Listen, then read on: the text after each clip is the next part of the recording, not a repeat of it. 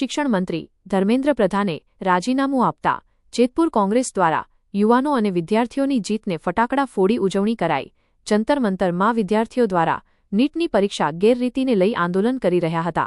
શિક્ષણ મંત્રી ધર્મેન્દ્ર પ્રધાને રાજીનામું આપી દેતા વિદ્યાર્થીઓ અને કોંગ્રેસ દ્વારા ઉજવણી કરાઈ। જેતપુર તીનબત્તી ચોક ખાતે કોંગ્રેસ દ્વારા ફટાકડા ફોડી મોહ મીઠા કરી ઉજવણી કરી। HX24 ન્યૂઝ ગુજરાતી સાથે હેમંત શેખવા, જેતપુર। આ દેશની અંદર જે ક્રાંતિની શરૂઆત થઈ છે યુવાનો કરે છે એ વાત આજે સત્ય તરફ જઈ રહી છે। યુવાનો છેલ્લા ઘણા દિવસથી આ દિલ્હી ખાતે જંતર મંતરની અંદર એક પોતાની અડગ માંગણી સાથે ઊભા હતા અને સરકારને ઝૂકવું પડ્યું છે।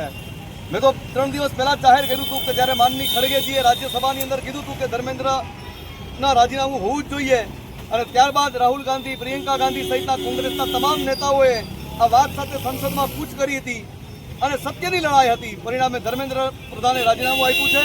આ ખૂબ સારી વાત છે। આગામી દિવસોની અંદર હજી પણ યુવાનોની માંગણી છે કે દેશની અંદર તમામ ભ્રષ્ટાચારીઓની પોલ ખોલવામાં આવશે અને ભ્રષ્ટાચાર વિરુદ્ધની બીજી લડાઈ લડવામાં આવશે, જે આઝાદીની બીજી લડાઈ હશે।